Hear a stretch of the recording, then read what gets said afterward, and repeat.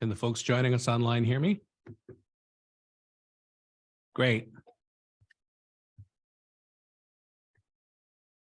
Okay, well, it's 3:10. I suppose we should get things started. Welcome everyone to the annual general meeting of the Mississippi Valley Conservation Authority Board. And I'd like to start the meeting with a land acknowledgement. Today marks the start of another year of work for our board of directors. I want to begin with a few words about that work. I want to respectfully acknowledge that the board of the Mississippi Valley Conservation Authority meets on the traditional and unceded territory of the Algonquin Anishinaabe people and is charged by the Crown with the conservation of the wetlands of the watersheds of the Mississippi and Carp rivers, both of which flow through that land, as well as the traditional territories of the Huron-Wendat and the Mississauga-Anishinaabe. We offer our gratitude to the First Peoples for their care for and teachings about our earth and our relations. As we move forward together along the path of reconciliation, may we relearn and once again honor those teachings and bring them into the work that we do here. As we meet today and I reflect on the meaning of that word, reconciliation, I observe that voices are missing from our table, that lands of cultural significance are not included among the lands we are charged to protect and conserve by the Crown, that vital and traditional species have and continue to be put at risk by the work that we do, despite the Crown's instruction that we now look the other way and remain silent when this happens, and that waterways named to recognize the first people who lived on them at the time of settlement still do not bear their true names. As the descendant of people who settled and prospered on the lands of many First Nations, I, like so many others, was raised without knowing the history of the land and the people who have cared for it since the beginning. My own path towards learning that history and the truth of my people's relationship with that land and the people we displaced remains long, but I commit to making that journey, and I know that I will not be alone. Thank you, and miigwech. I think we need a roll call. Completed, sir. Completed? This is an opportunity if you have a conflict of interest or a pecuniary interest with anything on the agenda to declare it now, or you can raise that when we get to that item on the agenda. And now we'll go to long service awards. So, if you want to say a few words of thanks and Bill Sweetman. This is in recognition of Phil's 41 years of service as a member of the board of the Mississippi Valley Conservation Authority. I can't imagine 41 years of service, and but the contribution that you've made to the board itself, its operations, and the management of the watershed. A lot has changed and happened on the watershed since you served, while you've been serving on this board, sir. And I want to thank you for your service. You will Thank you, miss. Mr. Chairman. Bill, can you turn a little bit this way so we can take While you're taking the picture, I just our first budget when I joined was $342,000. Now it's about $4.5 million. I'm getting the city in there. 4.5 million. you can blame me for that. Thank you, Phil. Thank you so much for it. It's been a pleasure to serve. Is all I can say. Real pleasure. And a great. Thank You have and to members, you have a great staff to work with them. Generally, you can trust them. They may overspend a little, but they're a great staff and they give you good value for your money. Thank you. And on behalf of the staff, I would like to give you a memento, a jacket in appreciation of our thanks for your generosity and dedication. So thank you very much, Phil.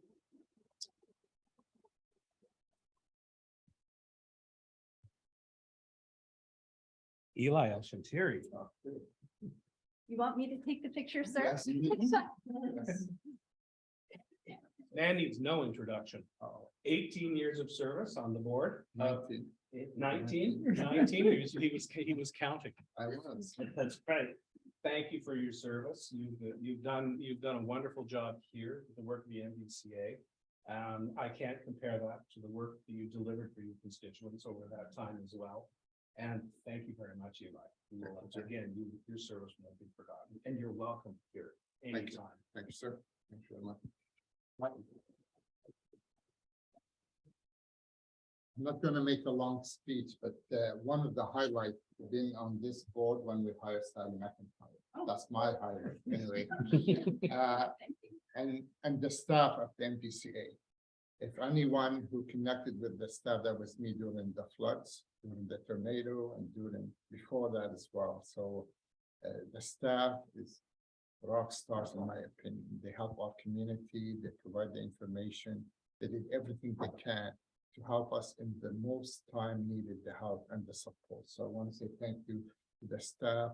Matt will never forget you. You're a household name in Constance Bay. So you give them a free permit, they love you. So I just want to say again, thanks to all of you, to my colleagues from the city, Kathy Curry and Clark, who take my position. Thank you for being here. And when I joined here the first time, the president, I think at the time, the chairperson was Steve. He said, congratulations, you have 100% attendance. And that was my first meeting because my we didn't attend. So anyway, it was a pleasure working with all of you. Thank you, Jeff. Thank you. And again, on behalf of staff, we're providing you with a jacket and you've been a wonderful person to work for, a real advocate of the authority's work. For your job, thank you. Thank you, Sal. Sal and I will go a long way, just so you know. It's not just from the game. Yes, I'm getting repeat. Last but not least, John Carreau. John has 10 years of service on the board, including, and I failed to acknowledge that he's also a former chair of the board as well. And he continues to contribute to the board, his leadership on our new public advisory committee, on which he currently co-chairs and will hopefully continue to serve as a member of, has been key. And I think it's going to change the way that we work at the Conservation Authority with that advice and making those community connections so that people understand what a conservation authority does, how it impacts their lives, and how they can contribute to conservation along the Mississippi watershed. Thank you very much, John. John is with us still until the minister writes a letter or decides what we're going to do with this. Or lightning. Or lightning. This is true. Thank you, John. Thank you. So Mississippi Valley as an organization, if you're looking for an organization that can be adaptive to political turmoil, economic uncertainty, social upheaval, and last but not least, the vagaries of climate change, you're in the right place. Oh, wait, John, I'm sorry. again, on behalf of staff, thank you very much. You've been a wonderful leader in this organization, a true champion of the work you do. So thank you. Very rewarding. I don't know what's wrong with me.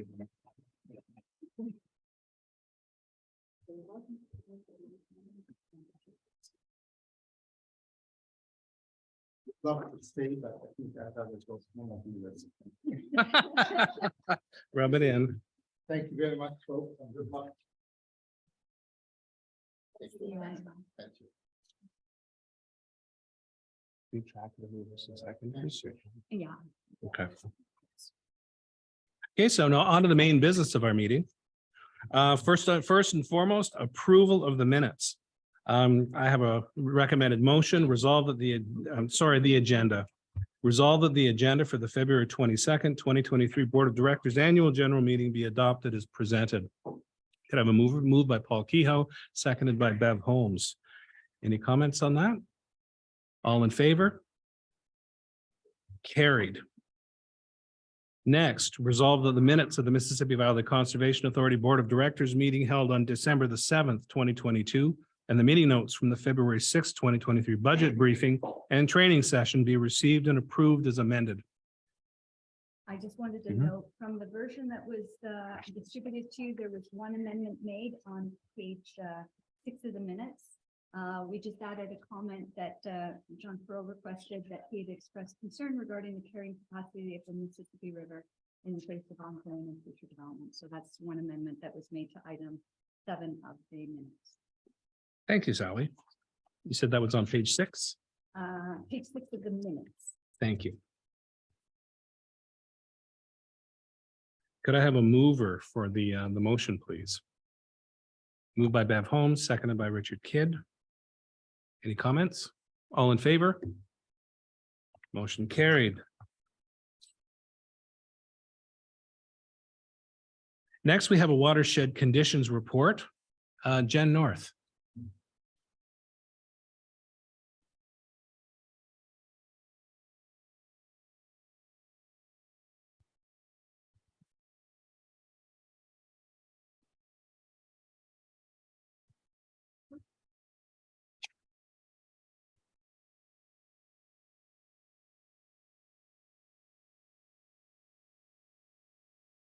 Thank you. Thank you. All right, good afternoon.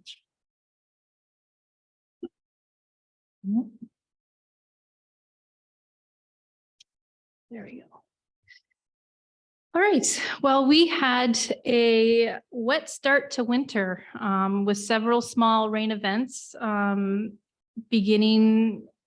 events at the beginning of December. That's kind of when we started seeing these kind of warm conditions, rain trends, that coupled with a few significant snowfalls that we did receive throughout December, left lots of water in the system going into January.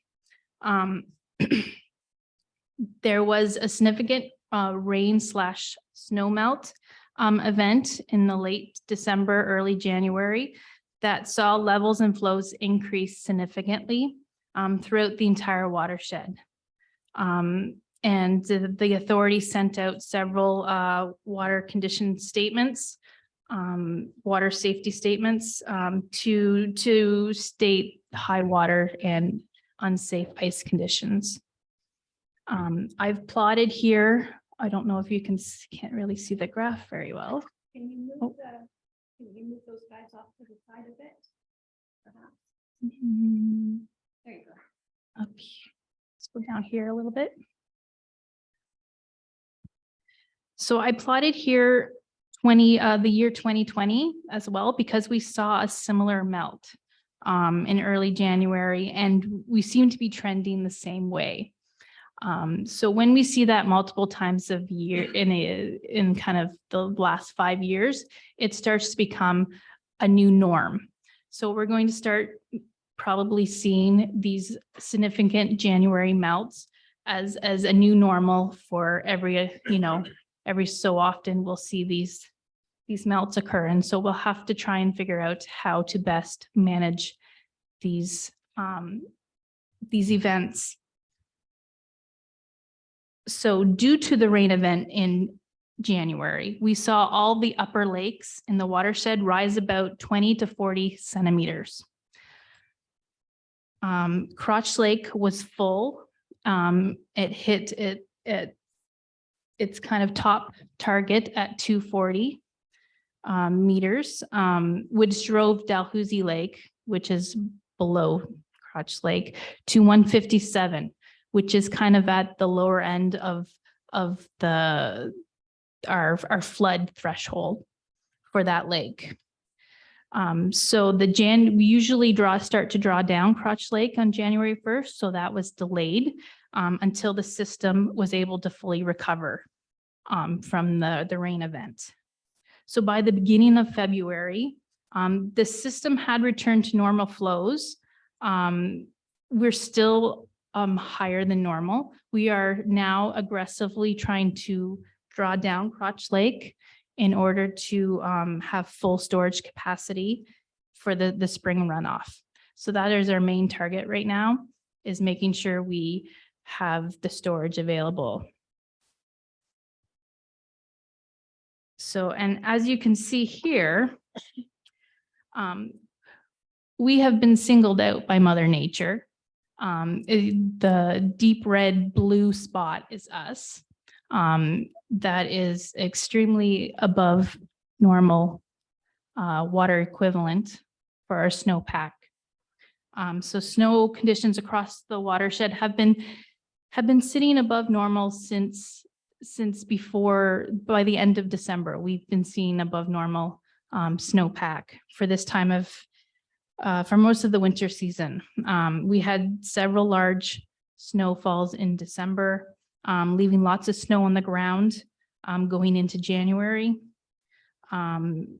We had the event, but during this event, we did lose snow amounts kind of in the lower part of portion, but in the upper portion, most of it stuck around, which is kind of where we're seeing our numbers are a little bit different than the southern CAs because they lost most of their snow in January, but ours kind of stuck around. We have that lovely bush area that kind of keeps that kind of snowpack. So we are now seeing conditions double what they should be for this time of year, with about 8 inches of water in the upper portion of the watershed and about 4 inches in the lower section. Sorry,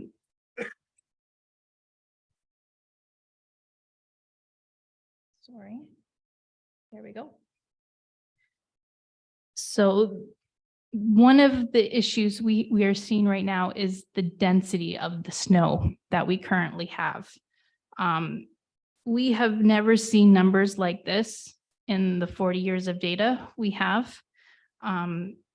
So normally at this time of year, we are seeing a density of around 20%. So this year's numbers are well into 40, 50%. And so the density is basically the rightness of the snow, which is like the snow on the verge of melting. So we've seen very condensed snow for this time of year. We normally see this amount in April 1st measurements, not middle of February measurements. So given these numbers we are seeing, it could possibly lead to an earlier freshet than we normally have, because everything is primed and ready to melt. But again, that will depend on a significant rain event or a high degree day. So we would need those kind of push it to the freshet. So we're not there yet. Their forecasts are pretty good so far. We'll kind of go through the long range forecast. This is from the MNRF. So we're looking at a cooler and slightly wet spring. So the cooler temperatures are really key for kind of a prolonged sustained melt and not so much of a flashy melt. So hopefully we get that. So it is still too early to be confident in making a long range spring prediction. Anything can happen in the next month and a half. However, based on the current snowpack, and if we receive normal average precipitation over the next 2 months, so that's adding to the already above average snowfall we see, the watershed could experience above average flooding come spring. The snowpack provides approximately 20% of the runoff. So it does not dictate flooding for sure. The other critical factors will be how much rain we get on top of it and how quickly this melts. So the air temperature is a big key factor. So we could see, as I said, we could see a slow, drawn out melt, and or maybe even with a couple of peaks to kind of sustain all this water that needs to come through the system. Or we could lose majority of our snow to sublimation, which happens when we see kind of slightly above 0 temperatures during the day and then drop below 0 at night. If you kind of had that for a few weeks, we do see quite a bit of snow disappear without any kind of runoff into the system. So really it's anyone's game here.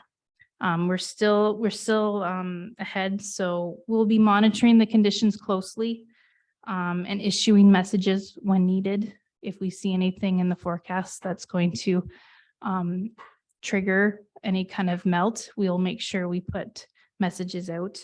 And we will be sending our updated flood preparedness manual to all the municipalities and to everyone. So make sure you get it, review it, and make sure the proper municipal staff sees it. Any questions? John. Thanks, Chair.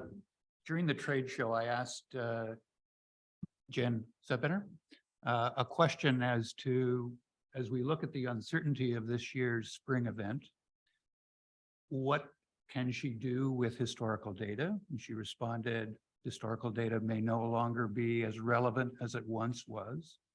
So I asked her the $64,000 question, which was, well, then how do you make decisions when you don't have that kind of historical record?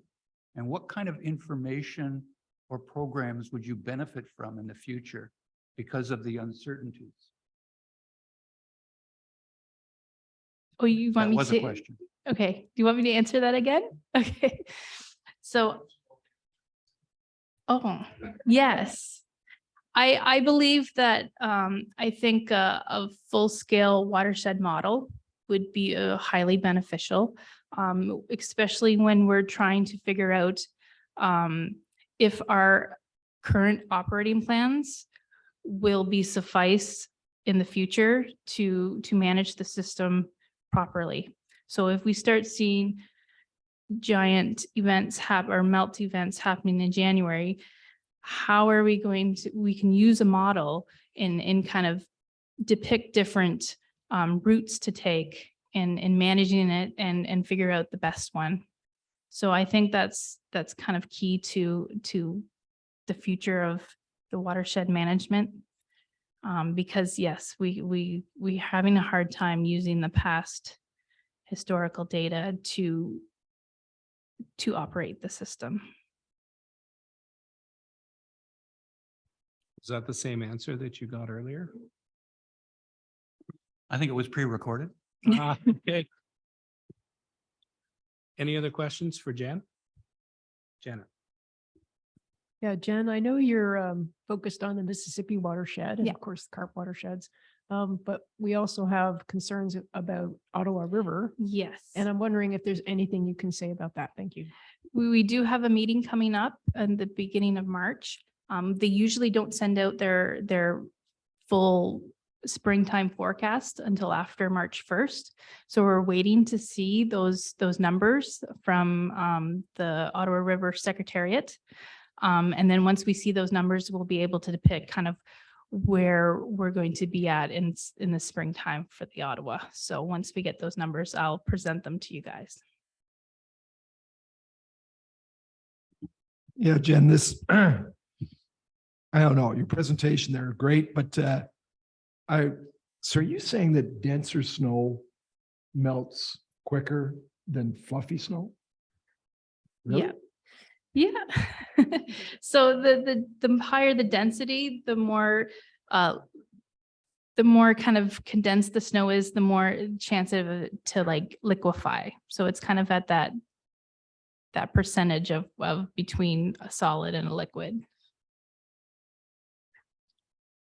So we usually see, yeah, we usually throughout the winter, we'll slowly see the density can like build, the percentage builds up, and then we'll see that kind of anything over 50 is usually when we start to see the snow melt. It usually releases into water.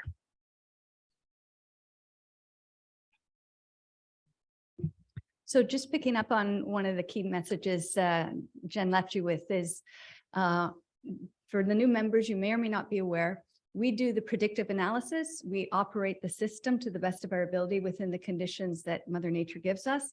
But emergency response rests entirely with municipalities in the province. And so that message about we'll share information with your staff on emergency preparedness, but it's really critical that, do you have enough sandbags in stock? Do you know where, the sand's going to be stored? Do you have all those business processes in place? Have you updated your website?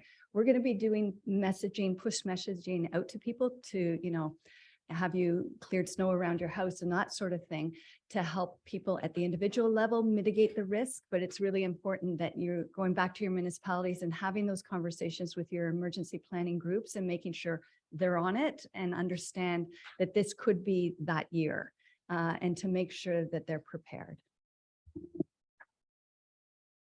Go ahead. Just Kathy, on the question that you had asked about, if you can't rely on historical data, what do you need? And your answer was that you needed a watershed model. Who's going to do that? And what's with that? What is that? So I'll start the answer, but then I'll invite our Director of Engineering to supplement as required. So as we gather information about the watershed, the hydrology, the hydraulics, how the system functions, we're able to develop a model that we can do for predictive analysis. So you put certain assumptions on the landscape, and then you can understand how that landscape might react as temperature changes, precipitation, et cetera. So this is a long-term initiative of the organization. We have a watershed for the lower end of the Mississippi. This year, right now, we're building, doing floodplain mapping of the Carp. But we do have plans to expand that up into the watershed, on a sub-watershed basis, because the watershed is made up of various sub-watersheds. And so I think I'll stop talking there before I get in trouble. Euro, do you want to take my seat and maybe add to that? Just a few more comments. The watershed model for our watershed has been developed. We are in a process of now calibrating the model and validating the model. So we have, so we could basically have some, could you start using it for some predictions, and it'll be a model that we will use, will be predictive model. So we will be able to use radar and satellite inputs, distributed rainfall inputs, and basically run the model in a predictive mode and basically develop prediction up to 10 days, 15 days ahead. So that will be really useful, obviously, for our flood forecasting program. And it will be also probabilistic model. So we will be able to run very many different scenarios and create a probabilistic output, like what is the most probable flow that we can expect, or water levels we can expect in different places in the watershed. So it's work in progress. As I said, the rough model has been already developed. Now we are in a stage of calibrating, validating the model, and basically I would expect maybe next year we might have a first, we'll be in a situation we'll be able to start using the model for flood forecasting and for basically assisting with our watershed operations. I don't want to hijack your meeting. I don't want to hijack it. I just want to say that when I was knocking on doors the last time, I told Sally, I had engineers in town all the time that they're worried, and so are the younger engineers worried about stamping and to say that everything will be fine if this building is built or whatever, because the numbers are outdated. And so they want to see, they said outdated by 20 years. They wanted to see updated numbers so that when they put their stamp on something, it's not based on outdated numbers. So Sally said, well, there is work being done on that, but my understanding is other municipalities have done something that the city of Burlington or Peel has actually passed a motion to indicate that they would want to see that done, or something to that effect. So I'm just getting into this concept. Do you have any other comments on that? Anybody? So I'll take the first stab. And again, Euro, maybe you want to pull a chair up, but so there is work being done through working groups of professionals at both the provincial and federal level to establish new standards on how we approach doing regulatory mapping and this type of work.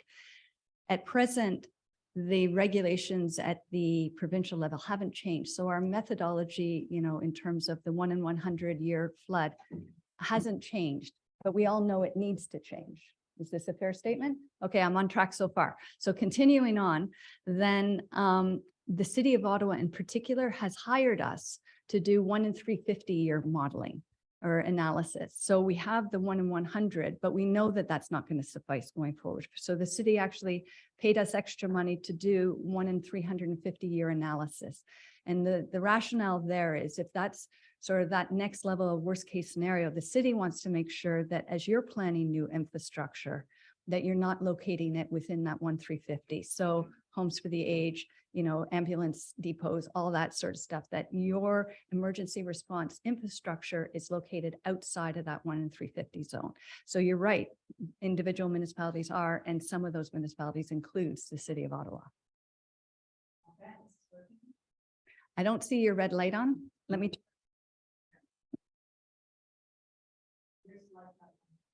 Anyway, I have a very loud voice.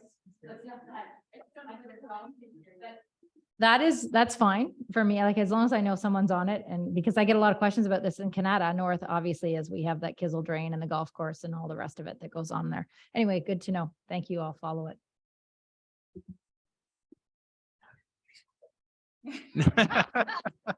Now it works. Thanks. Any other questions for Jen before we move on? Thanks a lot, Jen.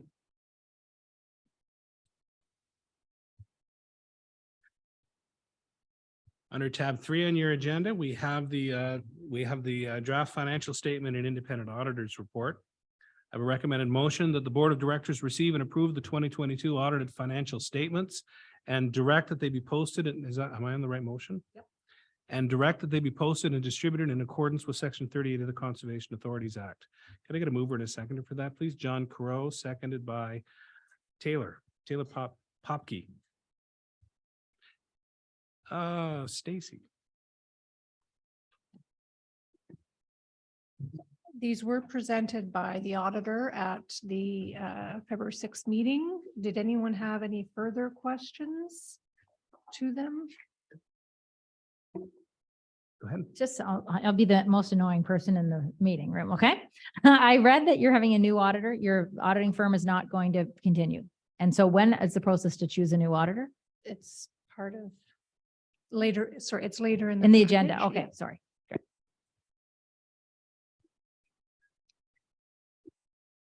And just to be clear, if any, that the auditor's opinion is on page 23 of the report, and just that everything is done in accordance with all the public standards so that there were no issues out of the audit. Thanks, Stacy. Any other questions or comments? All in favor of the motion, please indicate. There, I can see Glenn and Steve again. Great, thanks. Motion carried. Our next item is the appointment of the 2023 auditor.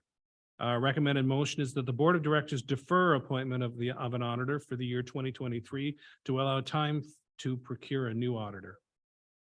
Can I get a mover and a seconder for that? Paul Kehoe, seconded by Helen Yanch. Stacy, did you have anything to comment on this? We will be probably within about a month. We have a list of auditor firms to look at, so we'll be going out to get tenders and offers, and we'll bring them forward. Anybody have any questions for Stacy on this? Seems pretty straightforward. All in favor of the motion? Motion is carried. Next item is item number 6, election of chair and vice chair or resolution to defer. Sally. So as I think most of you would have read, Jeff sent an email out explaining that both he and Janet are allowed to serve for a total of 2 years. And there is definitely a feeling that with so many new board members around the table, that might be desirable to allow them to remain in these positions for the next few months till that term expires, and to defer the election of a new chair and vice chair until I'm suggesting the May meeting. However, our administrative bylaws do require that an election be held, so you would have to officially defer it. I also wanted to make you aware that there is an opportunity if you wanted, and if the incumbents were inclined, that we could write a letter to the Minister of Natural Resources and Forestry and ask for an exemption to that 2-year limit. So both Janet and Jeff have agreed to continue in these positions to the end of their term if the board is willing. I put out a notice to everybody informing you of this. There is an opportunity if elections are, if it's the desire of the board now to hold an election, we can do so if anybody wants to step forward and put their name forward. Otherwise, we would proceed with a motion to defer. Any questions or comments? I have a variety of motions that I could read on this, depending on what I hear back from the room. Go ahead, Andrew. Thank you. Can I just ask the advice of the people who've been on the board for longer than me as a newbie, what the advantages and disadvantages are of aligning the this election with the electoral cycle more closely, so that I can personally see advantages either way, that new members have a chance to read themselves in before electing the new board chair and et cetera. But on the other hand, you may find yourself with lame ducks who are just disinterested in continuing. So has this come up before? What's the historical wisdom on which is the best approach to take? This is a new situation. The changes to the Conservation Authorities Act have put us in this spot with that term limit. The tradition at the board has been that at the annual meeting, a chair and a vice chair are chosen. Usually, there's a vice chair waiting in the wings to step in. And but with the term limits, the combination of the term limits, and we had a very high turnover on the board as well. This time, it's really a unique situation where we're at the pinch point of the new regulations. We're coming to the end of our term, right at the start of a new board with a very high turnover in members. So that's why I put the proposal forward. I think we're just in a unique spot. And in the email, I mentioned that this time we defer the elections. I'm not proposing that we realign the election cycle or make those changes. This is really just to give the new folks an opportunity, a couple of more months of service on the board to warm up to the idea of stepping into the role of chair or vice chair, rather than asking at the very first meeting. Janet? Yeah, and I also wanted to say that the other practice that we used to have was that the chair would be elected at each AGM, but the chair would hold that position for 4 years. So generally, the 4 years on the electoral cycle, so because it basically takes about a year at least to get up to speed, but because of the new Ontario regulations, the chair could only serve for 2 consecutive years. So my time as chair was actually cut short. The province, so that I only served for just over 2 years because the province did not grant an exemption for me to continue to serve. And the other thing that certainly we've always tried to do, as Jeff mentioned, is to have a vice chair that was being trained up in the background. And what I was trying to do was actually change vice chair every year so that we would have a selection to choose from, because you didn't know who could be reelected and who might be available and who might have the time and so on. So unfortunately, these new regulations have made that very difficult to do.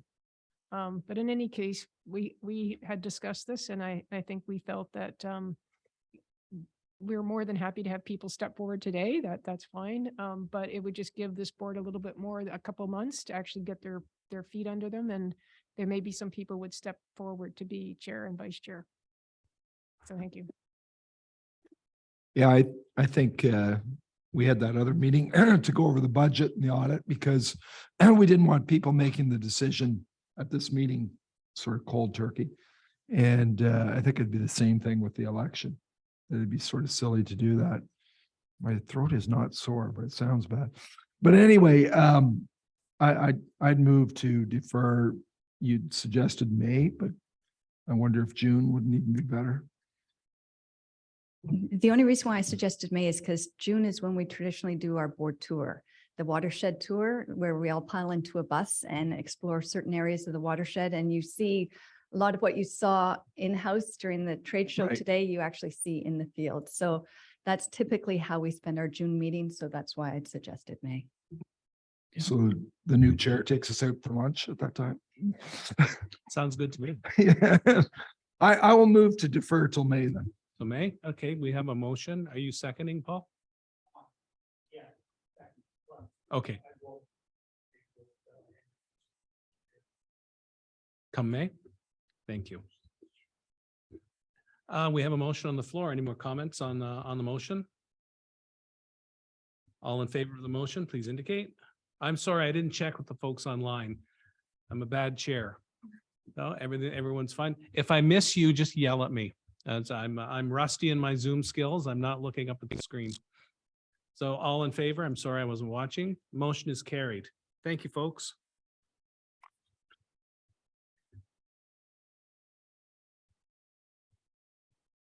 Got all of these other motions. Okay, next it's the it's appointment to the various boards. Recommended motion is that the Board of Directors, A, appoint the board members listed in Table 1 as amended to the Regulations Committee to hear applications pursuant to Ontario Regulation 15306 and MVCA's administrative bylaw, and direct members of the Regulations Committee to deliberate on the evidence presented at a hearing and grant or deny such permission on behalf of the Mississippi Valley Conservation Authority and provide the applicant with reasons in writing thereof. 2, that the Board of Directors appoint Bev Holmes as board representative on the Mill of Kintail Museum Advisory Committee.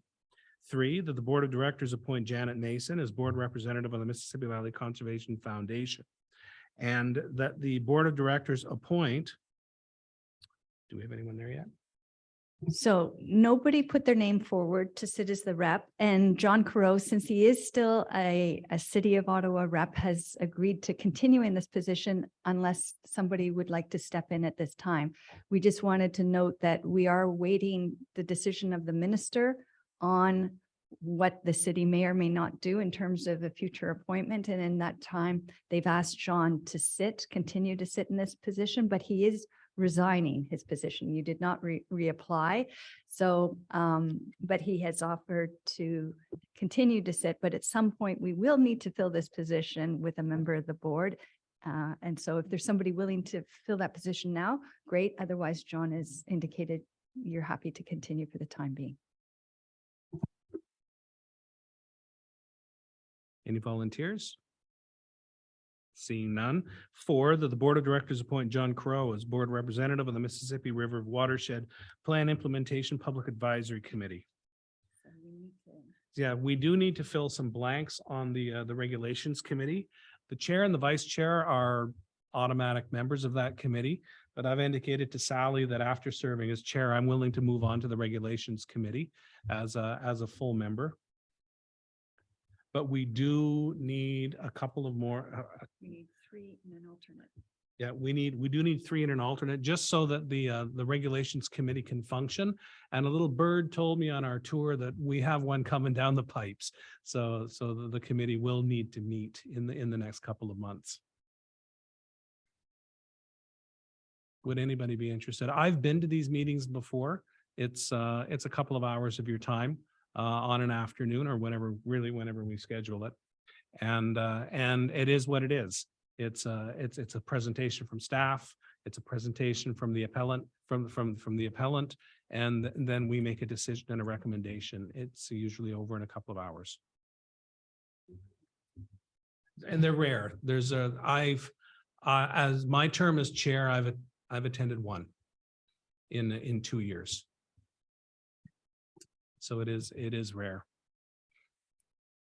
And we can do these by Zoom as well now, rather than have you schlep all the way to the Conservation Authority. Chair, if I John? may, I think it's also a compliment to staff that we have so few of these appeals. And when you look at that track record compared to many, many other conservation authorities, ours is rather stellar. Thank you. Good point, John.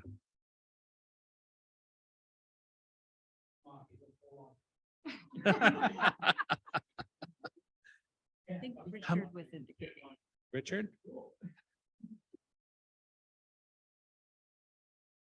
Almost did. Yeah, I could, it's a salary job. It's not by the meeting. There's coffee is provided, yes. Okay, no, I could fill that if you want. Yeah. As penance for arriving late, I'll volunteer on this one. So Thank you, folks. You could. We have, I'll fill the future spot. The chair will move into the chair spot.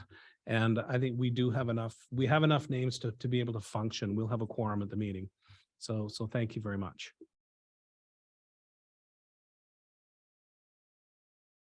So no, I don't have a mover and a seconder for that motion that I kind of butchered, coming out onto the table, moved by Paul Kehoe, seconded by Ray Hoodle. All in favor of the motion, if you can remember what it was, carried. See, this is the spot we're finding ourselves in with the new regulatory wisdom that we're receiving from the province. Next, we have the Board of Directors appoint the following to Conservation Ontario Council for 2022. Conservation Ontario is a large group that all of the conservation authorities participate in. They provide services to us in terms of research, analysis of regulatory policy, and also FaceTime in front of ministers and MPPs in terms of advocating for the work that conservation authorities do. And the motion is that the appointees be the 2023 board chair as the voting delegate, the board vice chair is the first alternate, and the general manager is the second alternate. This is how we've been proceeding for the past number of years, and it seems to work out well in terms of representation. We keep the names off, so whoever's sitting in the chair is automatically a delegate. The next meeting is their annual general meeting on April the 3rd. So we're there. And the one after that, there will be a meeting, I believe, 10th of June is the next one. And they tend to take place in Vaughan or Richmond Hill is usually the location of the meeting. We'll take you down on Sunday. The meetings tend to be on Monday, and they're usually over by 3 p.m. So you have time to get back by the end of the day. Could I have a mover for that motion? Dana Comley, seconded by Cindy Kelsey. All in favor, please indicate. Motion carried. Thank you.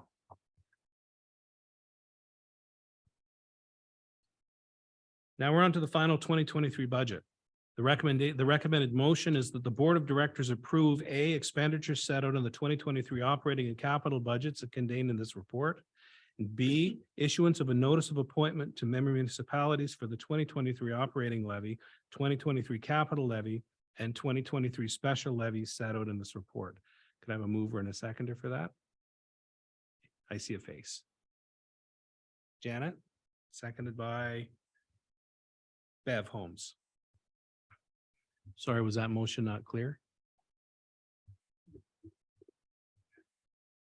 Okay, so it's just for the folks online. Yeah.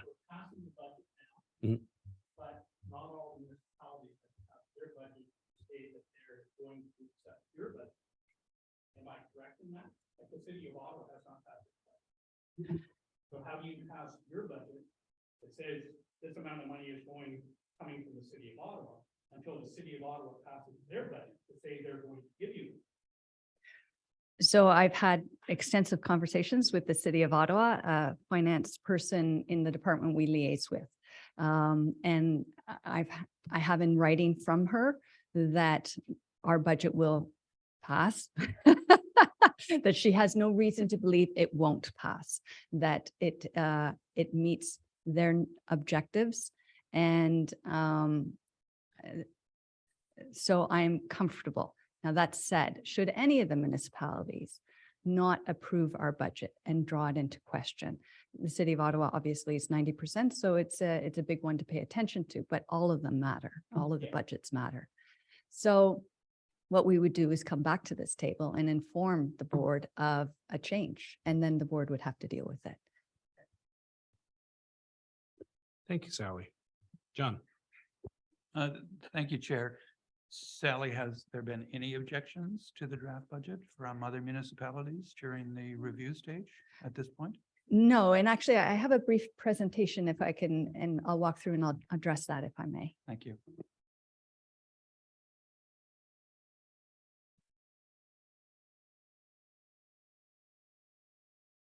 So some of this will look familiar to those of you who were able to participate on February 6th, but you know, I am recapping things to a certain extent.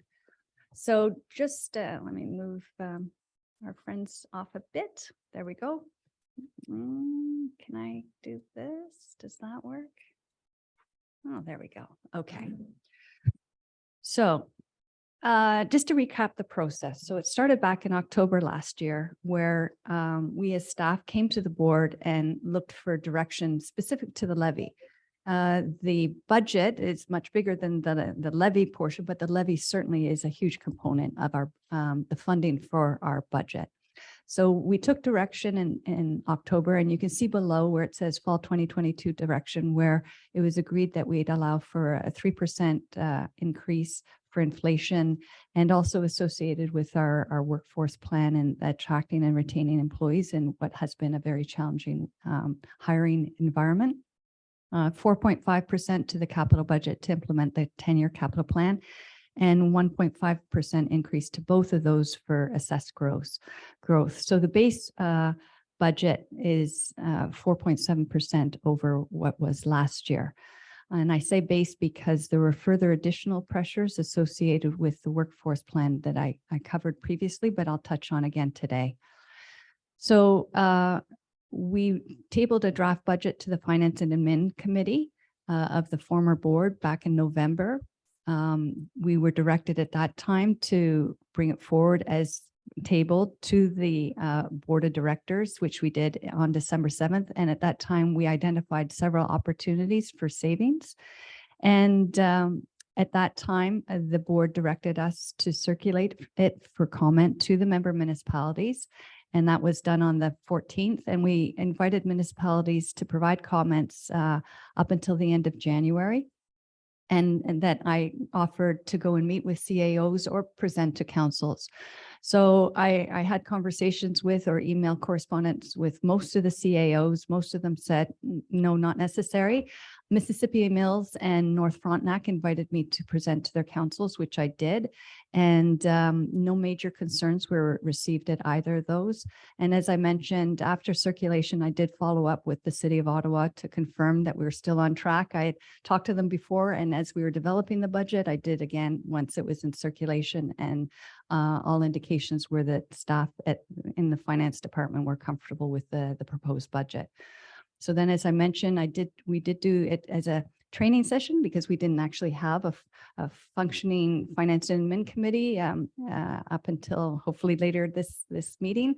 So we had that training session, and we were able to answer, some questions there. But, it was really important to us to make sure that especially new board members who didn't participate in the process up until that point had the opportunity to learn about the budget, how it was structured, and some of the key issues they were grappling with through the budget process. So the budget you see here before you addresses those issues that or questions and direction that staff took at that meeting on February 6th. So in particular, it does make that one project at the Milliken Tail 50% dependent on grants as opposed to fully funded by the organization. That's the construction of new washroom facilities at the Milliken Tail. And also it does capture us not filling one of our FTEs, pending us seeing how the impacts of Bill 23 unfold for this organization. So we've reduced the budget by half an FTE as we're in this wait and see kind of mode. And then at the end of the year, we'll decide how we want to adjust next year. So the budget is broken down into these key business areas. And this is just intended to help people navigate how we've structured the budget. Technical studies and watershed planning, it refers to a whole gamut of basically special projects that we undertake to support any one of the areas of the business of the organization. Plan review and regulations, you'll see a notation there are both category 1 and 2 programs and services. This is actually very much tied to Bill 23, because Bill 23 limits what category 2 programs and services we can deliver to municipalities. So that area of the budget is what we're needing to monitor this year to understand the true impacts of Bill 23 going forward. All the other areas are, your typical operating kind of areas of the organization. And this just is intended to help you understand the structure of the budget. So at a high level, you can see on this graphic where we're spending money and where the money's coming from. So in terms of the expenditures, the largest areas is capital, which is not surprising given the amount of infrastructure we own and operate and are in the process of replacing. Plan reviews and regulations. This is the area where you're seeing that we've reduced by half an FTE due to the regulatory change, and that we're going to be monitoring that segment going forward. And I'd say not just from a workload perspective, but if you flip over to the revenue side, from a user fees and MOUs. So this is an area that is going to change potentially going forward, and that we'll be tracking very carefully this year. I've already spoken to the technical studies. Conservation services is a combination of the work we do at our conservation areas, as well as the support we do at the community level with lake associations, community associations, doing stewardship projects, working with them on lake monitoring programs, that sort of thing. And then watershed management is day-to-day operational type of activities of the organization. Now, as you can see here, your municipalities contribute 61% of the funding to the operations of this organization. We do get some monies from other levels of government. The DMAF grant and the WECI grant. WECI stands for Water Erosion Control Infrastructure. You will learn that acronym. We use it often. Think of our dams or our erosion control structures. Whenever we say WECI, think dams. Okay, that's a nice shortcut. DMAF is actually a federal grant that's being administered at the provincial level. And then we do have reserves that we use for a certain amount of work, but reserves is, I'm sure is the case in many of your municipalities, it's an issue. They're not big enough for the, renewal program that we have forecasted. And we'll be actually coming back to you more on this when we bring the updated 10-year capital plan at next month's meeting. But just suffice to say that, we do draw upon reserves to deliver our annual program. And then the one thing I wanted to highlight to you, just because a lot of people are of a misconception that we're heavily funded by the province, we receive 2% of our funding under a Section 39 grant from the province to deliver services in the watershed for operational, matters. So I just share that with you.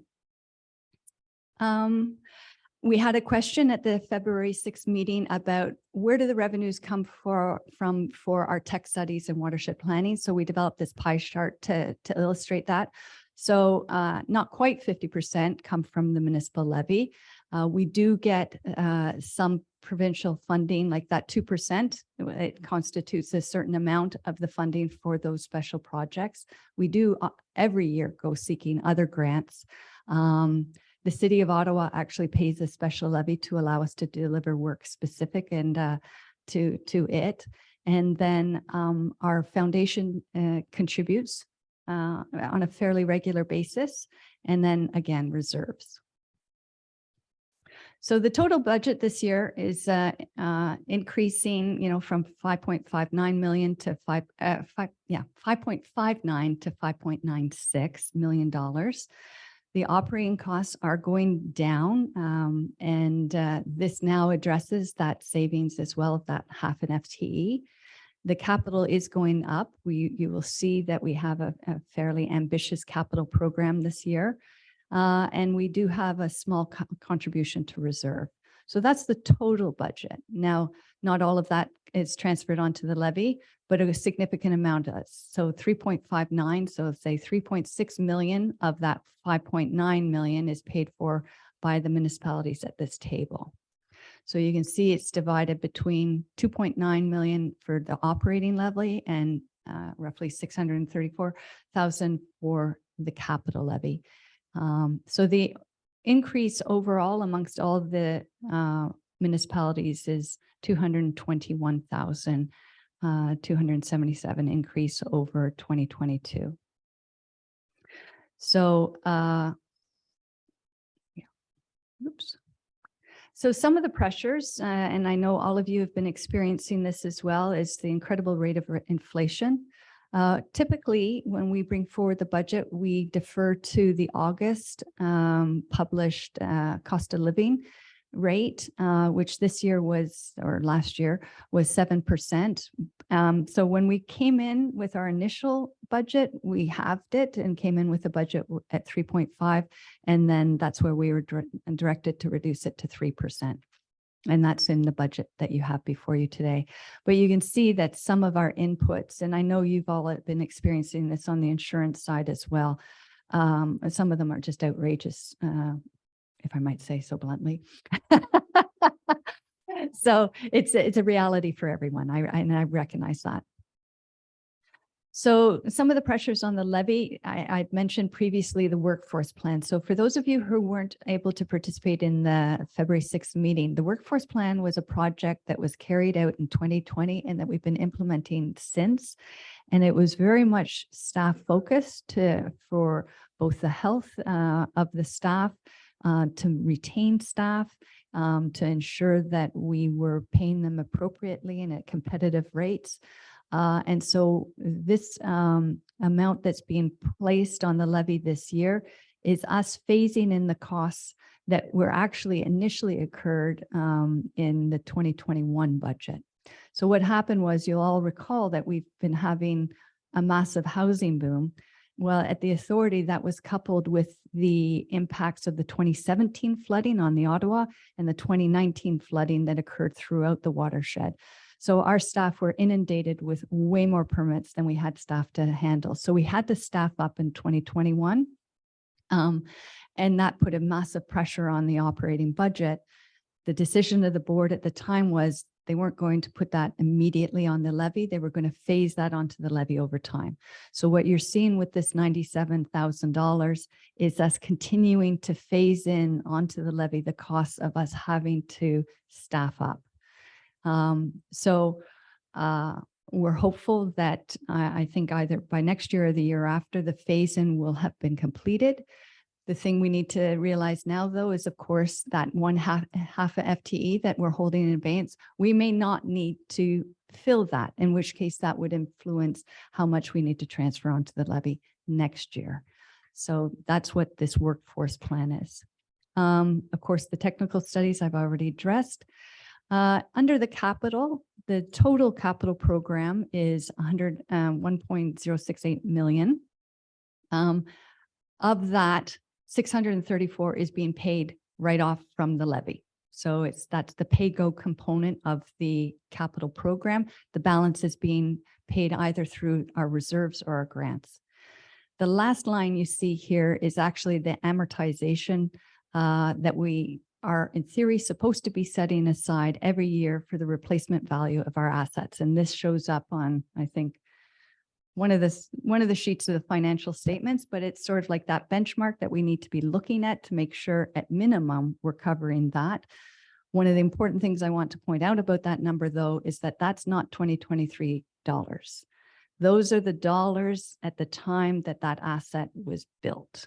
So that could be a combination of $1950, $1970. So it's absolute minimum because it's not even a real number in terms of present day costs. So it's just something to keep in mind.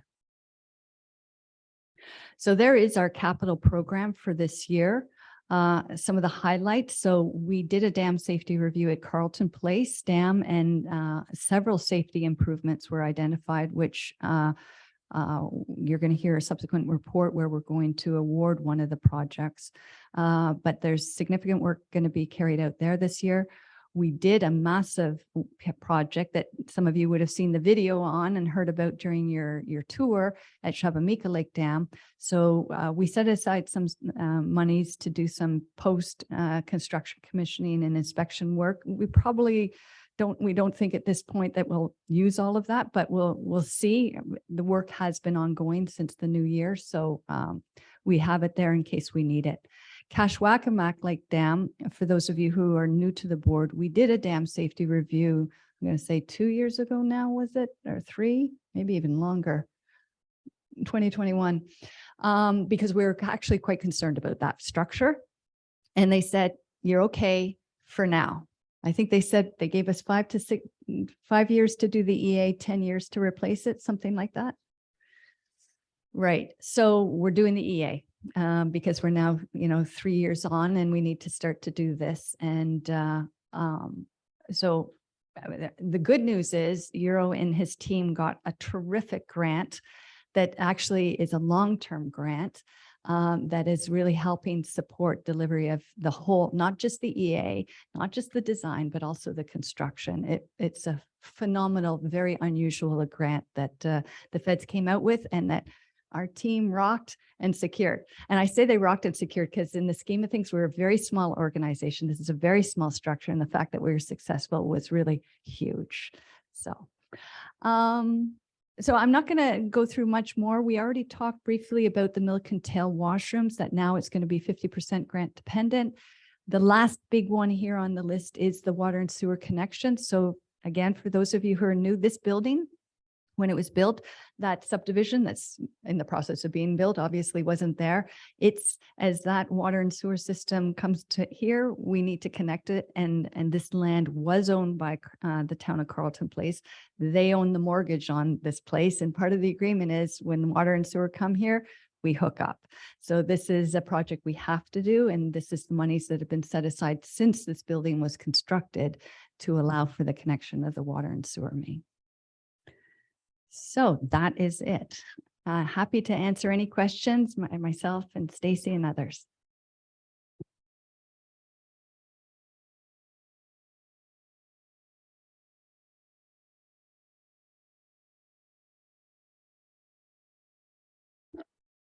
Yes, my concern is the Mill of Quintel and the grant that they would need to get washrooms. Do they already have washrooms, or is this would be like wheelchair accessible, and what do you think? Is there a grant available out there for them to get this, or for us to get this? And yeah, I'm just wondering if it is quite positive, because I'm sure it's very much needed. So currently at the Milliken Tail, at the gatehouse, there are, I'm pretty sure at the gatehouse, are they wheelchair accessible? I don't know that they have the bars and everything. No. So the washrooms at the gatehouse are not accessible. Everywhere else on site are outhouses.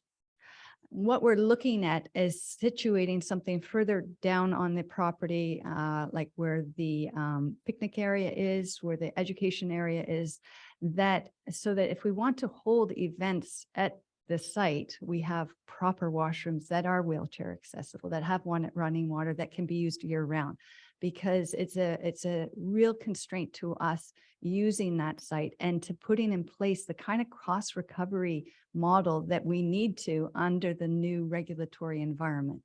So I've been going around to your municipalities, and everybody has at least initially indicated continued support for the mill, but we're very much cognizant of the fact that, under the model that's going to start next year, that it could become necessary to raise a lot more revenues on the site itself. And so this washroom is a big part of that. Invest in washrooms, and then you can hold events and you can raise money.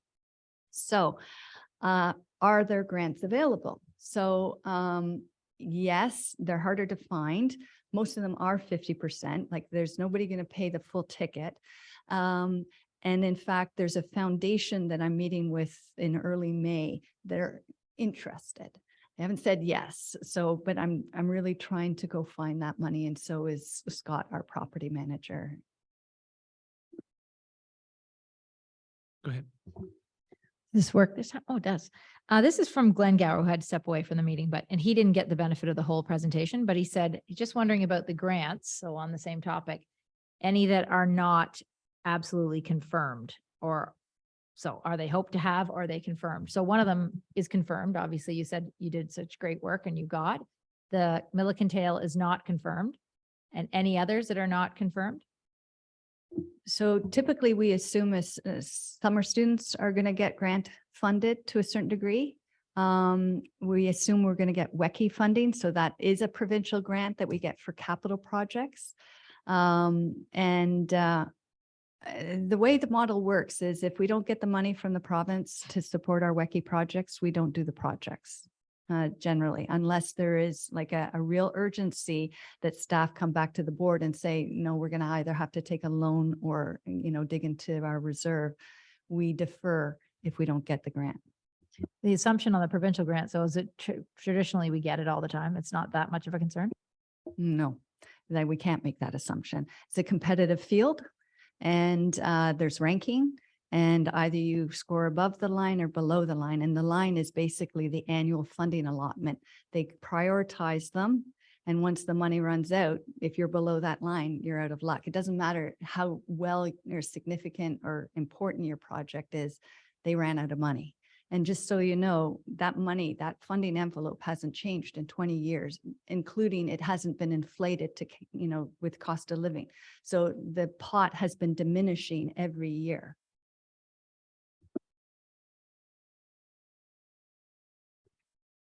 Anyone else? No, we'll move on to the main motion. I'm not going to repeat it. All in favor of the motion that's on the floor? The motion is carried. Thank you, folks. Next, we have a wetland offsetting policy and reserve. I'll put the motion forward before we get the presentation from Matt. The recommended motion is that the board approve the wetland offsetting policy and establish a wetland offsetting policy compensation reserve as outlined in this report. Can I get a mover and seconder, please? Moved by Paul Kehoe, seconded by Helen Yench. Go ahead, Matt. So is that working? Yes. Okay. Thought we had the yellow lights or something on this. No. Thank you, Mr. Chair. This report is around changes from the Planning Act and the Conservation Authorities Act, which I think everybody is aware of. The significant changes have occurred over the last 6 months. As part of these changes, the Minister of Municipal Affairs and Housing has the ability to allow development in wetlands and adjacent regulated areas, and also can require the CA to engage in compensation. So anticipating that we may get applications of this nature, given that they are occurring in other areas of the province, it's prudent to establish a reserve and update our policies to reflect these changes. We have experience in compensation, but it's getting more and more difficult to compensate on your own property, and therefore the reserve will allow us to, if a suitable site does come up to our attention, then we can use these reserves to do adequate compensation within the watershed. So we do have policies. We have to update the policies, and then we have an administrative component to establishing the reserve, which I will leave to Stacy to briefly outline. So is it as of in the admin bylaw under Appendix 7, we have the establishment of the reserve funds. We're asking for a new reserve fund. And again, under the policy, we have to name it. We track the fund specifically to it, what the funding source is. This one would not have a target balance because it's whatever we get in to allow for the compensation, and obviously no end date. So we're just looking to set that up and be able to start tracking it. So it would be documented on our balance sheet, et cetera, that we have this restricted reserve as we get compensation from landowners, developers, et cetera. Thanks, folks. Anyone have any questions? Seeing none, we've got the motion on the floor. All in favor of the motion, please indicate. Motion is carried. Thank you. We're getting there. Next, it's under tab 10. The recommendation is that the board endorse award of the Clyde River Floodplain Mapping Project to AECOM Canada Limited in the amount of $61,284 plus HST. Can I get a mover and a seconder, please? Dana Conley, seconded by Helen Yench. And Euro.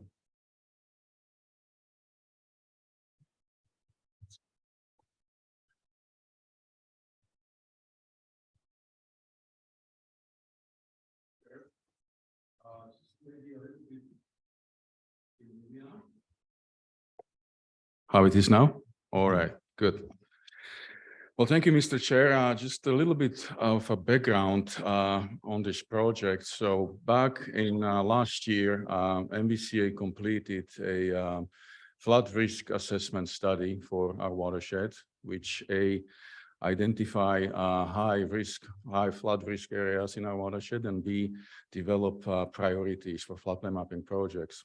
And one of those priorities was Clyde River project.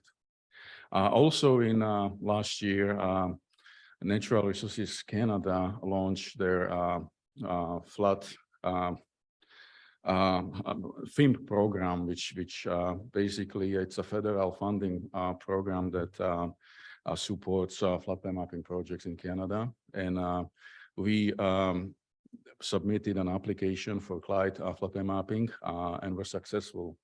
So we received this funding. The total project value is $150,000. So the federal portion will be 50% or $75,000 of this total project budget. And the project has many components. You know, one is data collection, topobathymetric survey. We will be doing a hydrological study, be doing a climate change study. You know, that's one actually requirement of the federal program, to look at the climate change and actually do and map climate change scenario for all these projects. And we'll be doing hydraulic analysis, floodplain mapping, and public consultation as well. And there's some certain requirements what can be done in-house, and some of these tasks need to be contracted out. So one of them is the hydraulic analysis and floodplain mapping.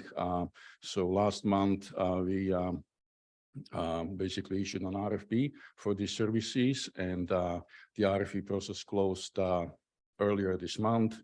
We received 12 proposals, which was actually a good response. We're really happy to see, 12 proposals for this work, and we've evaluated them. We've looked at our standard evaluation process includes project understanding, project team experience, methodology, cost, and some other. These are the main categories, obviously. And then we basically each proposal received the scores for these categories, and then basically the selection process is based on the overall score.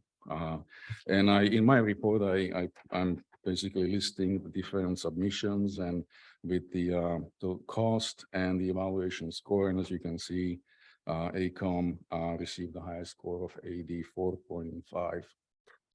So our recommendation is to retain the services of AECOM Canada Ltd. For Clyde River floodplain mapping in the amount of $61,284.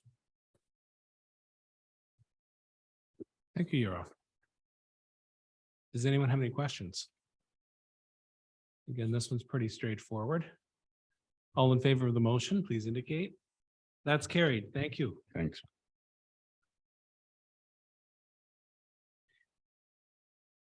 Next, we have the recommended motion that the Board of Directors appoint Alexis Perrin and Brittany Moy to enforce Ontario Regulation 15306 and Ontario Regulation 12090 of the Conservation Authorities Act. Sally, could I get a mover and seconder for that before we go on? Paul Kehoe, John Carreau. Sally, go ahead. Paul Kehoe and John Carreau.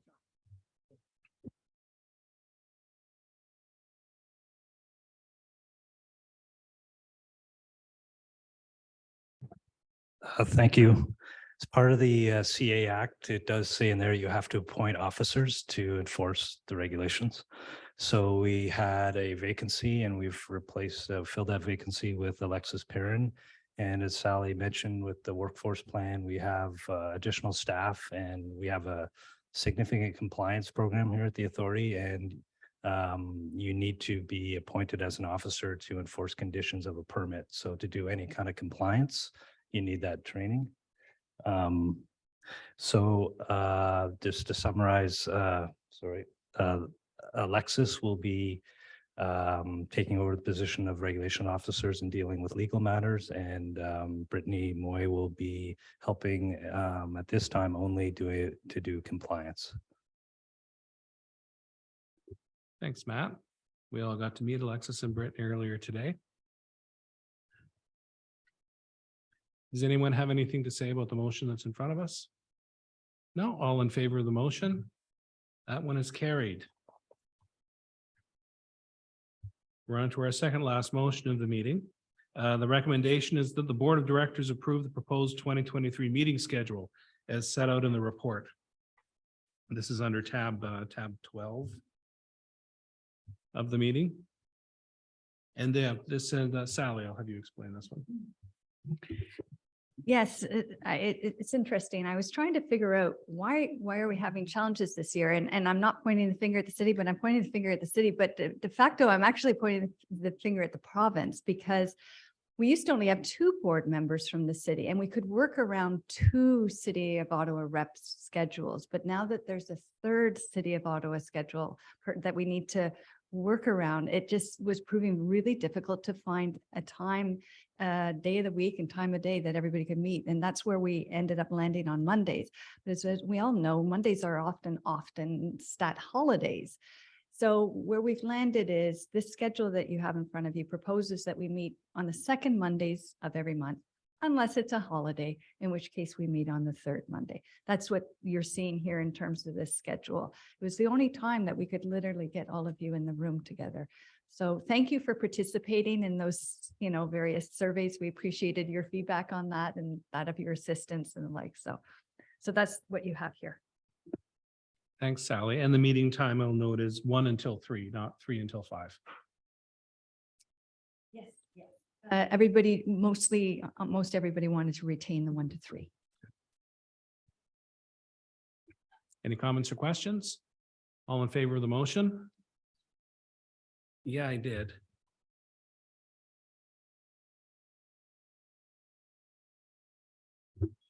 Did I move? No? Okay, I'm getting ahead of myself. I was so excited. It was the second last motion, moved by Dana Comley, seconded by Taylor Popke. And it's been passed. We do what we must.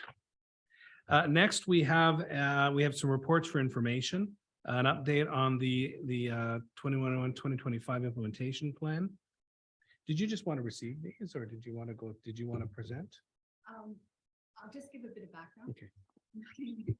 So when I met one-on-one with the new members, I walked them through the strategic planning process. And I pointed you to the website where we had the original reporting out. So by tabling this with you now, it's to let you understand what projects we've completed, the actual current state of affairs on those initiatives that I reviewed with you.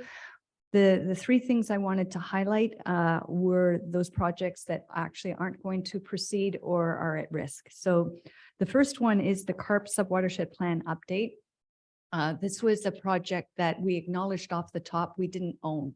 It's a project that would have to be done by the City of Ottawa, but that we would be a major partner in, and we're strongly encouraging them to do it because of all the development that's been occurring since the Subwatershed Plan was done in 2004. So, it's almost 20 years out of date.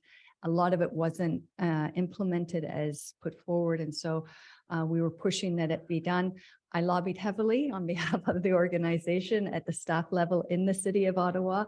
And it was well received, but what staff there have done understandably is they've looked across the entirety of the City of Ottawa, all the subwatershed plans that need to be updated. And basically they didn't feel it was likely to meet the cut this term of council. So they're not recommending it as a term of council priority to city council, FYI. So I don't know if that's set in stone, and if you wish to execute influence in that regard, you're welcome to, but that's the state of affairs on that project. Yeah.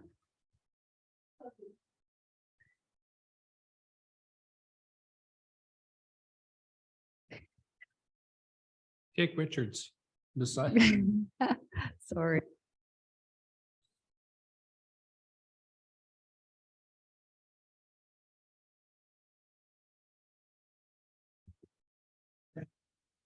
Honest to God. All right, when they told you that, was that before we had the official plan finally approved by the province with additional boundary, urban boundary extensions in it?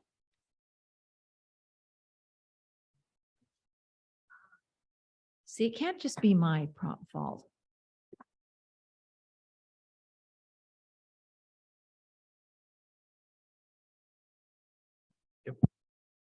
Okay, there we go. Thanks. So I had that conversation maybe 2 weeks ago. I can't speak to, like, I don't think those urban boundary, that goes back several, yeah.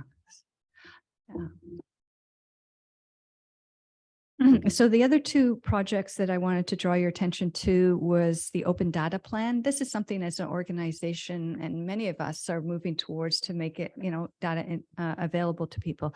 Admittedly, this past year, we had a vacant GIS specialist position for several months. Like, it took us several, I think 3 rounds, was it, to hire a GIS specialist of competitions. So we had a vacancy for a prolonged period. On top of that, we're also kind of waiting to see what comes out through the regulations and the MOUs to understand what cost recovery mechanisms we have. Because sadly, in the new environment, every source of revenue will matter to this organization, which includes data. And it does, you've seen the technical studies component. We invest a lot of money in generating this data. So we're kind of parking it while we see how this pans out. And philosophically, at the staff level and bringing it to the board level, how do we want to move on this? Because on the one hand, we're investing this money and for the benefit of all of us. But on the other hand, we need to be cognizant that certain revenue streams may be evaporating.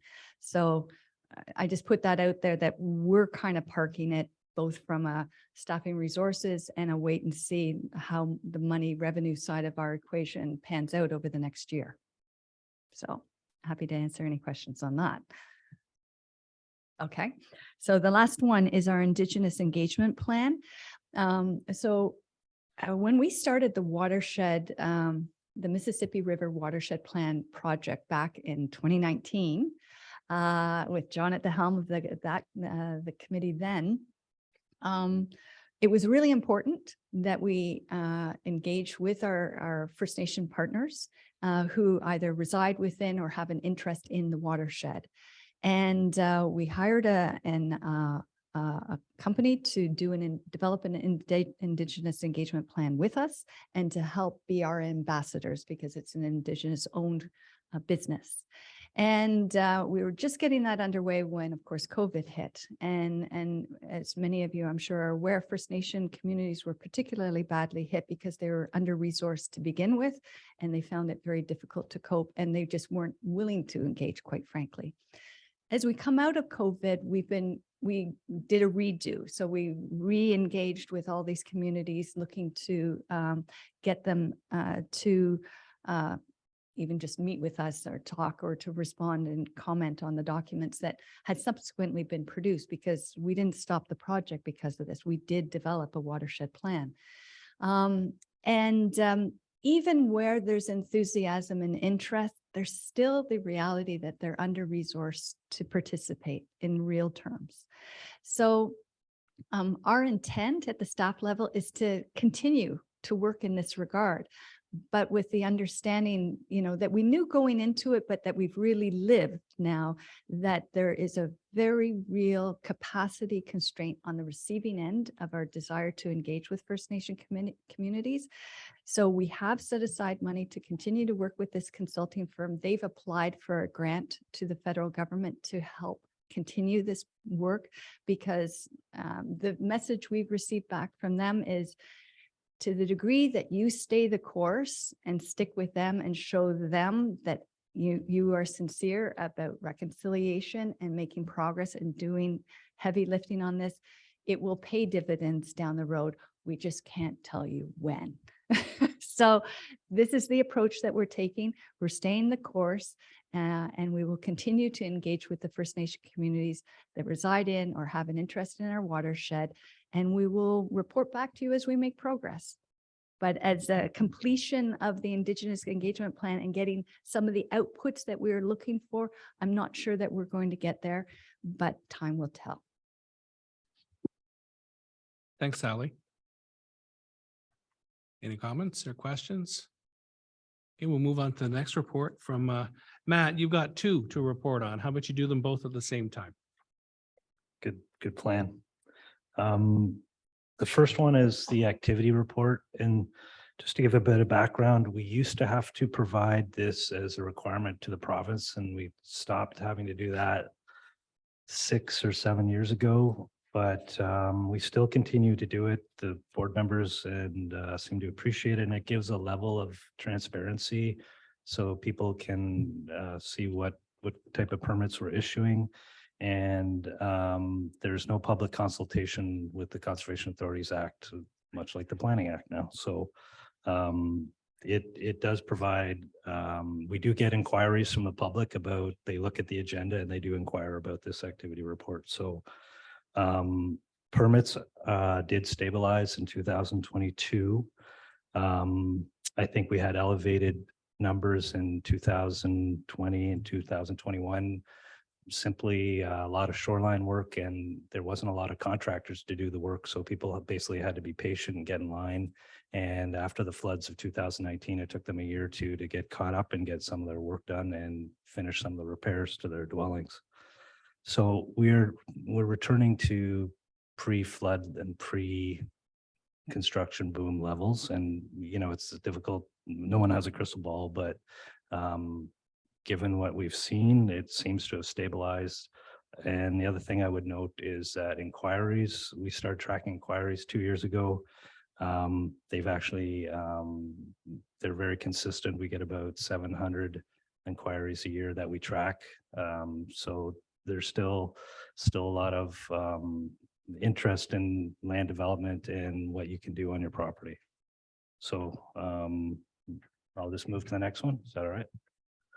So timeline reporting is a requirement by the province. All CAs, technically, if you're a high growth CA, you have to, but all CAs are encouraged to participate so they can track numbers. Our numbers look really good. And I would use it as a caveat. How we have software that tracks an application when it comes in, if it meets all the criteria. If it doesn't meet the criteria, it goes on hold. And we also emphasize pre-consultation. So what we see is a lot of the permits come in, they understand what they need, and they get turned around within the timelines, which is fairly quick. And then other ones where they could be problematic, they go on hold. We negotiate and we help the proponent figure out what the requirements are, what they're missing from a technical standpoint. And then when they come through the door again, we're ready to approve it. So we still have some lags, but it's more the process that's been ironed out than the turnaround time. So it's positive.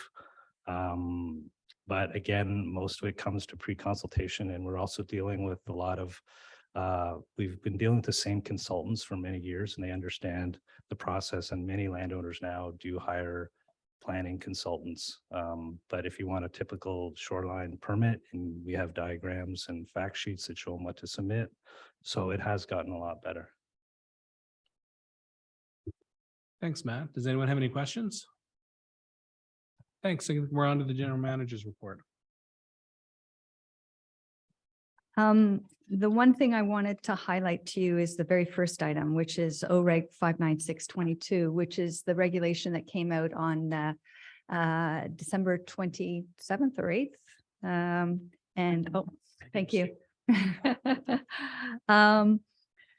And this is the one that curtailed the scope of services that conservation authorities can deliver to municipalities under that new category 2 programs and services as defined by the Act.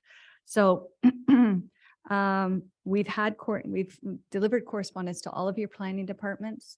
We are just this week providing guidance document to all your engineering and planning groups on the scope of our services that remain in effect, particularly on the issue of stormwater management, because this seems to be an area of confusion amongst a lot of the municipalities.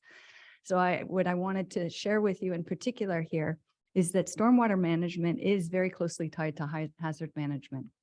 And therefore, because of that, there are still mandatory circulation requirements that your planning departments must participate in circulating us, because we are still mandated by the province to review certain elements in accordance with the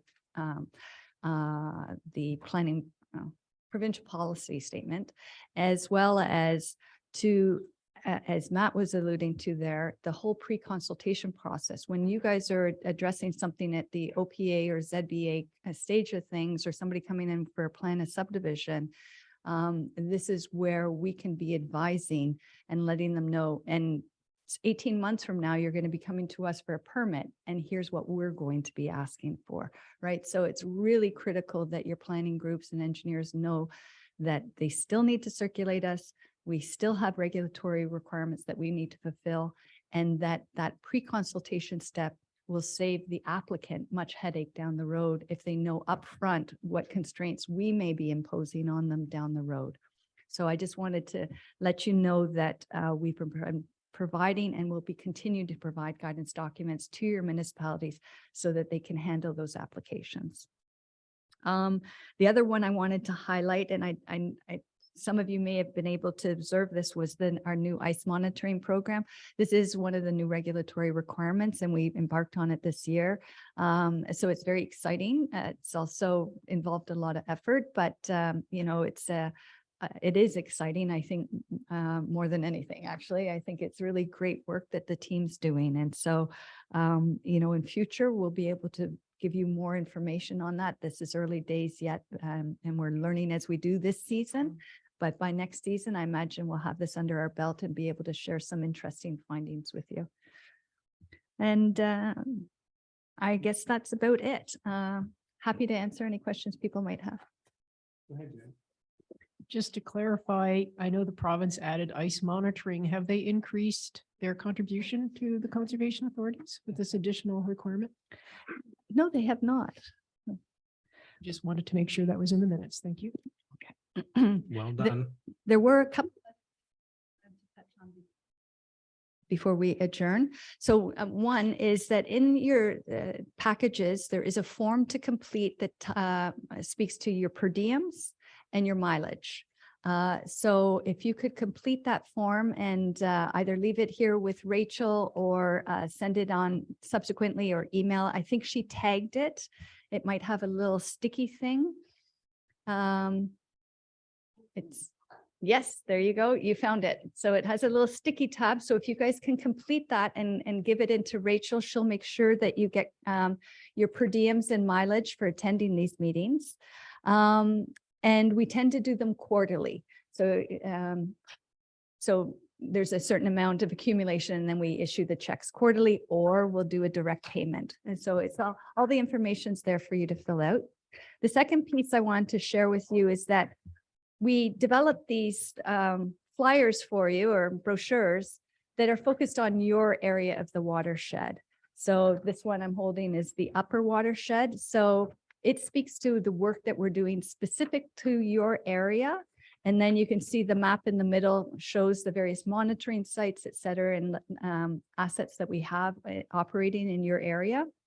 But because we know that you're probably curious about the rest of the watershed, we have a double-sided map at a smaller scale for the other areas of the watershed. So this is something that we're going to be sharing with all of your councils when we distribute our meeting summary after this meeting, just so that all of your fellow council members can see the work that we're doing in your area of the watershed.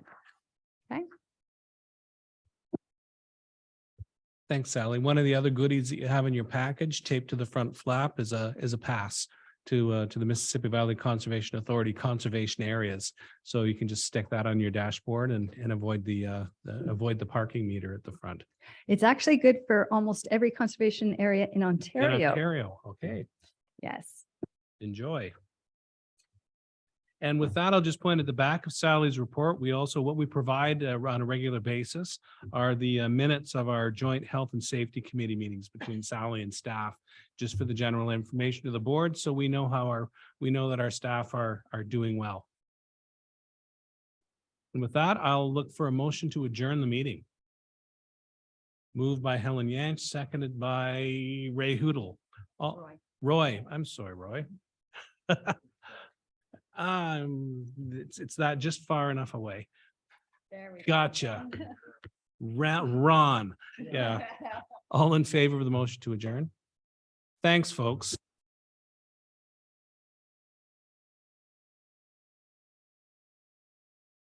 Actually, our next meeting is in 3 weeks, according to the new schedule, so we'll see you then.